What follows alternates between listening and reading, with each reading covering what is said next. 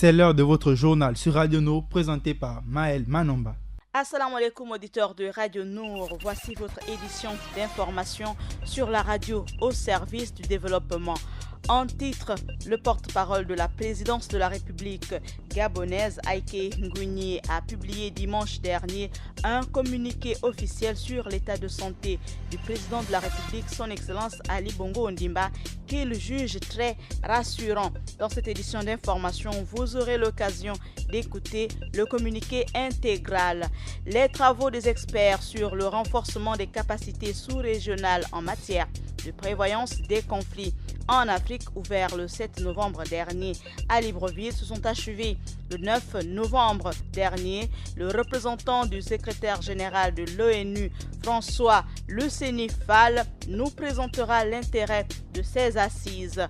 Le Prague fait peau neuve et devient Gabon Port Authority. C'est l'une des décisions prises au cours du dernier Conseil des ministres du 7 novembre dernier. 1914-1918, la Première Guerre mondiale et son armistice, les Français du Gabon comme ceux de l'Hexagone s'en souviennent. Et c'est l'Institut français du Gabon qui a servi de cadre à la célébration de ce centenaire.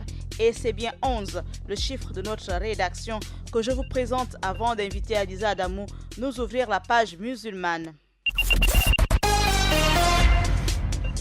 Le porte-parole de la présidence de la République gabonaise, Aïké Ngouigné, a publié dimanche dernier un communiqué officiel sur l'état de santé de son Excellence le président de la République, Ali Bongo Ondimba. Voici le communiqué intégral. Mesdames, Messieurs, par la présente communication, la présidence de la République gabonaise, comme elle s'y est engagée, entend faire un point sur l'état de santé de son Excellence M. Ali Bongo Ondimba, président de la République, chef de l'État, admis au King Faisal Hospital de Riyad, en Arabie Saoudite. Les informations sur l'état de santé du chef de l'État sont extrêmement rassurantes. L'état de santé de son Excellence M. Ali Bongo Ondimba, président de la République, chef de l'État, s'est très sensiblement amélioré. Cette évolution positive s'est nettement accélérée ces tout derniers jours. Aujourd'hui, le président de la République est dans une phase de recouvrement de la plénitude de ses facultés physiques. C'est la conclusion du dernier bulletin médical communiqué par l'équipe médicale. Je cite ce bulletin. Le mercredi 24 octobre 2018, en fin d'après-midi, alors que le président de la République se trouvait à son hôtel à Riyad, en Arabie Saoudite, celui-ci a été pris de malaise et vertiges persistants. Après examen de sa situation par son médecin personnel, son Excellence, Monsieur le Président de la République, a été immédiatement transporté au King Faisal Hospital de Riyad pour une prise en charge appropriée et des examens approfondis.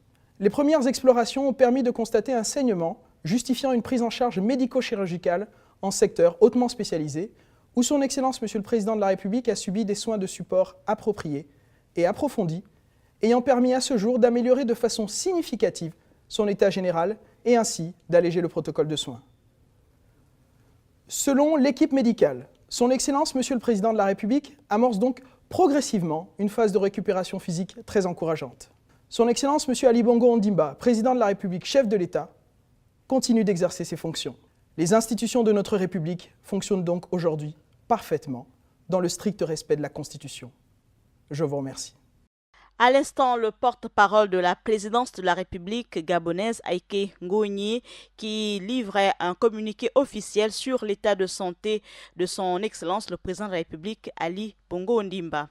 Les travaux des experts sur le renforcement des capacités sous-régionales en matière de prévoyance des conflits en Afrique, ces travaux visaient à identifier les domaines prioritaires d'intervention et les axes de mobilisation des ressources et de renforcer les mécanismes de prévoyance des conflits en Afrique, organisé par le bureau du Conseil spécial du secrétaire général de l'Organisation des Nations Unies pour l'Afrique, la Communauté économique des États d'Afrique centrale et le Bureau régional des Nations Unies pour l'Afrique centrale, l'ONUCA. Je vous laisse écouter le représentant du secrétaire général de l'ONU, François Luceni-Fall, nous présenter l'intérêt de ces assises. Permettez-moi de vous féliciter tous pour le travail accompli, notamment le rapport sur les capacités de prévention des conflits des communautés économiques régionales CER, que vous avez validé après un examen minutieux lors duquel de nouvelles idées ont été émises pour enrichir le document et faire une référence pour nos futures activités, ainsi que la recherche académique sur ce sujet.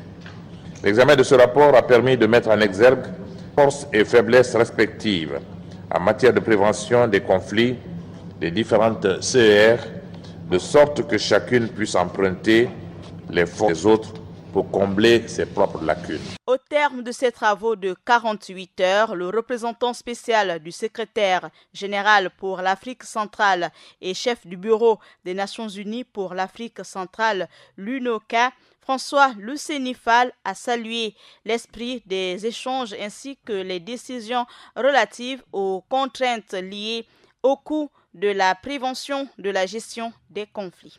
En marge du conseil interministériel qui s'est tenu le mercredi 7 novembre dernier et qui a été présidé par le Premier ministre Emmanuel Essozi Ngondé, les autorités ont pris une décision importante concernant l'avenir de l'Office des ports et rades du Gabon, l'OPRAG. Ainsi, cet organe étatique chargé de la gestion de l'ensemble des ports du pays opérera très prochainement sur une nouvelle identité. Elle fera SAMU. En effet, en transformant l'OPRAG en Gabon Port Authority, les autorités gabonaises entendent donner un second souffle dans l'optique de la moderniser et de l'adapter au contexte concurrentiel en marche dans le pays et plus globalement dans la sous-région. Il faut rappeler que cette initiative vise à modifier la structure de gestion de cet organe créé le 1er avril 1974 dans le but de regrouper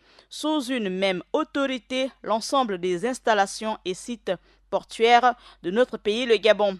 100 ans après la Première Guerre mondiale, l'ambassade de France au Gabon a commémoré le 10 novembre dernier la signature de l'armistice en 1918 à travers un vernissage de l'exposition intitulée La Grande Guerre. La communauté française du Gabon n'a pas oublié la date du 11 novembre 1918 à l'occasion de la commémoration du centenaire de l'armistice de la Première Guerre mondiale. L'ambassadeur de France, Philippe Oti, et le ministre de l'Agriculture, Bindi Manganga Moussavou, ont inscrit cette commémoration dans l'histoire de notre pays le 10 novembre dernier à l'Institut français du Gabon. Je cite l'ambassadeur de France, « La paix est fragile et il paraît indispensable d'y réfléchir en ce centenaire de l'armistice. En Europe, bien sûr, mais aussi sur le territoire africain et notamment ici où des soldats gabonais ont combattu et perdu la vie en 1915 à Kokobiche ou à Mimbeng. C'est bien sûr dans le Grand Nord. Fin de citation. Baptisée la Grande Guerre, l'exposition sur la Première Guerre mondiale est ouverte jusqu'au 20 novembre prochain. Et le chiffre de notre rédaction, c'est bien 11. C'était à 11h, le 11e mois 1918. Partout en France, les cloches retentissaient pour annoncer la fin de la Première Guerre mondiale. 11h, le 11 novembre 2018, d'autres cloches leur font écho, unies. Aujourd'hui, les ennemis d'hier offrent une image symbolique. Angela Merkel, la chancelière allemande, et Emmanuel Macron, le président français, côte à côte, un cortège d'une soixantaine de dignitaires internationaux en marche ensemble pour les commémorations de l'armistice de 1918. Belle image en tout cas pour l'histoire. Adiza Adamou à présent parmi nous pour nous ouvrir la page musulmane. Assalamu alaikum Adiza. Wa alaikum salam Maël. Dans la page musulmane du jour, on évoque l'état de santé du raïs de la communauté musulmane. On parle aussi de ces bels hommages rendus aux tirailleurs africains au Mali. Et pour finir, on parle de la baisse drastique de l'excision en Afrique.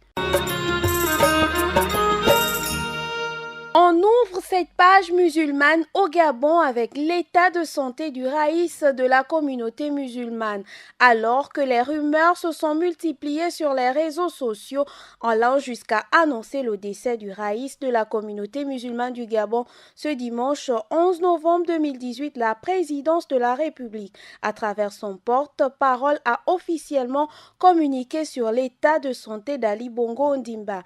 Aïk Ngouni précise que le raïs Raïs et président de la République gabonaise, a subi des soins de support appropriés et approfondis. Il amorce donc progressivement une phase de récupération physique très encourageante.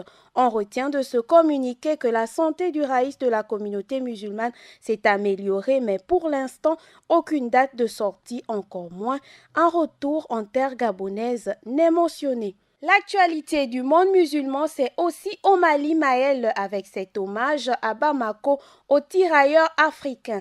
Alors que le président malien Ibrahim Boubacar Keïta était en France pour célébrer le trentenaire de la Grande Guerre à Bamako, aussi les représentants français et maliens ont rendu hommage aux tirailleurs africains ce dimanche 11 novembre 2018. La cérémonie s'est déroulée dans la capitale, place de la Liberté, place symbolique car organisée autour d'un monument en hommage aux tirailleurs africains. Sa réplique a d'ailleurs été inaugurée à Reims la semaine dernière. Et on ferme cette page musulmane sur le continent africain où l'on assiste à une baisse drastique de l'excision des fillettes.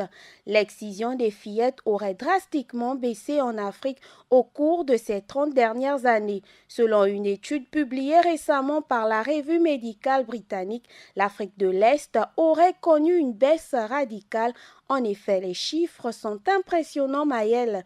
Le taux de fillettes excisées en Afrique de l'Est serait passé de 71% en 1995 contre 8% en 2016. Mais on remarque que cette pratique, malgré sa légère baisse, reste quasi présente dans les pays musulmans. Au Tchad, au Mali, au Sénégal, en Côte d'Ivoire, au Burkina Faso, au Nigeria et en Guinée. Le taux de femmes excisées varie entre 25 et 64%. La baisse drastique de cette pratique, Maël, semble attester du succès des différentes politiques nationales et internationales contre l'excision ces dernières années. Voilà, Maël, c'est tout pour la page musulmane du jour. Merci Adiza pour cette page musulmane. Axel Combat du côté de la technique. Merci pour la mise en onde. Merci pour votre fidélité à nos programmes. Ce journal local vous a été présenté par Maël Manomba de Mouabi. Assalamu alaikum.